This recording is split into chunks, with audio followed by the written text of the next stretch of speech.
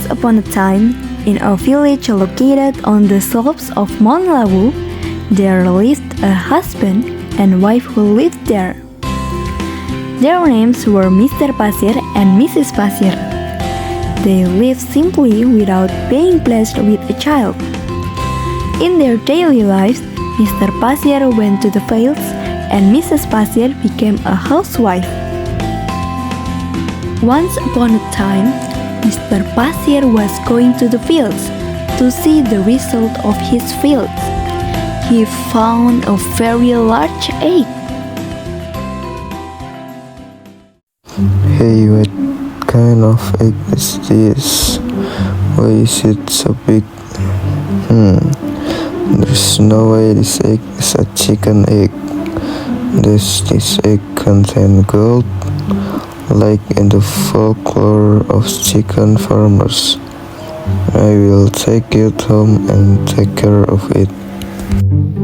Mr. Pasir said happily. He thought that the egg would produce gold and make him rich. When he arrived home, Mrs. Pasir was shocked by the presence of very large egg. Oh my, what kind of egg is that? Why is it so big? Where did you find this? Hey, calm down. I found this egg when I was in the field earlier. I'm sure that this egg contains gold. Are you sure? Of course, you've heard the story of the chicken farmer who laid a golden egg, right? Yes, I've heard it. But isn't this not a chicken egg? Yes, indeed, it's impossible for a chicken egg to be this big, but I'm sure it contains gold. Take care of this egg until it hatches. How do you take care of it? Keep the egg warm by covering it with straw. Okay, I'll do it. After he told his whole plan, Mr. Pasir had high hopes that the egg would produce gold. Every day, Mrs. Pasir took care of the egg like her own child. She covered it to keep it warm and chatted with it. One day, the egg started to crack. Hey, look at this. This egg is starting to crack. Really? Will our efforts all this time not be in vain? Will it hatch and produce gold? I don't know. Look and observe the egg. I'll prepare a place. You stay here. Let's monitor it together. Hey, this egg has hatched. The egg finally hatched. However, instead of producing gold, the egg produced a dragon.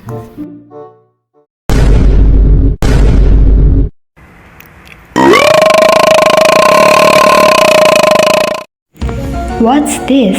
You said this egg will produce gold. Why did it produce a dragon instead? Hey, I didn't know this egg will produce a dragon either. I just thought it would produce gold. Then, what shall we do with this dragon now? I want to take care of it. Do you think I want to take care of it too? I work in the fields every day to support our needs. I don't have time to take care of a useless dragon. Okay, then we throw the dragon away. Because they were disappointed, Mr. Pasir and Mrs. Pasir agreed to throw the dragon away in a neighbor field. However, without realizing it, the dragon could emit fire from its mouth. After being thrown away, the newly hatched young dragon finally became furious. It emitted fire and started burning the neighbor fields and houses. What's going on? Why's everything burning? Help! Help! There's a fire here! Help! Help! There's a fire! Help! The resident who saw the fire spreading even more scattered to look for water. But unfortunately, the water source was too far away, so it took time to put out the fire.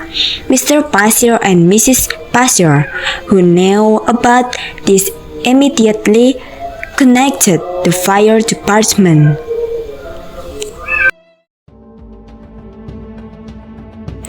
What's happening? Is this source of this fire from the dragon we threw away? Did the dragon emit fire without us knowing?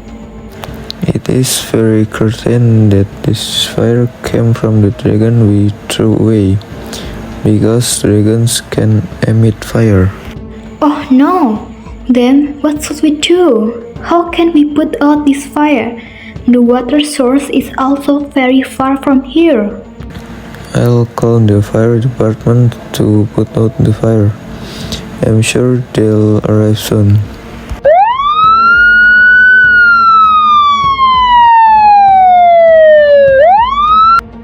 Not long after, the fire department arrived.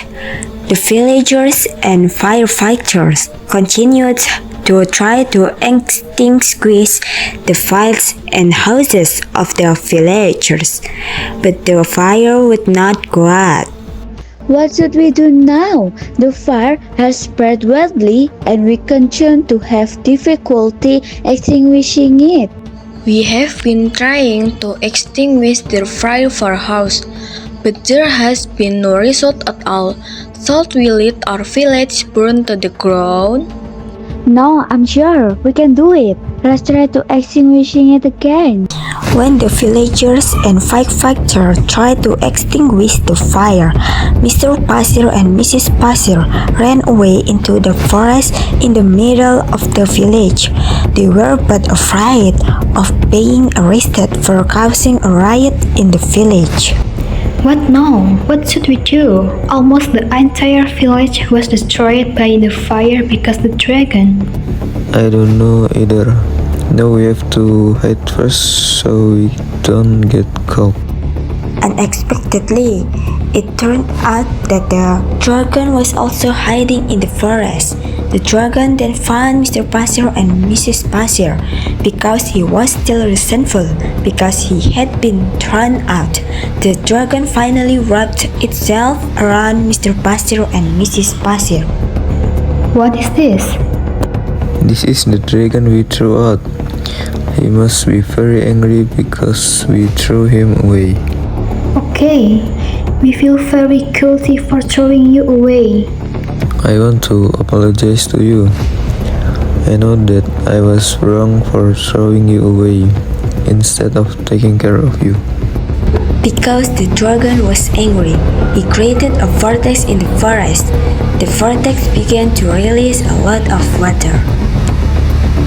Don't you feel that the water is getting higher? Yes, that's right. I feel the water is getting higher and higher. Watch out, there's a flood. The flood is coming. Everyone, immediately move to higher place. The water is getting higher. All the residents tried to save themselves to higher ground, not Mr. Pasir and Mrs. Pasir, who continued to be wrapped in the dragon's coils. They both could not free themselves and eventually drowned. The village was now submerged and nothing was left. The residents finally fled to the next village and began to live the old village with Mr. Pasir and Mrs. Pasir, who were drowning in the dragon's coils.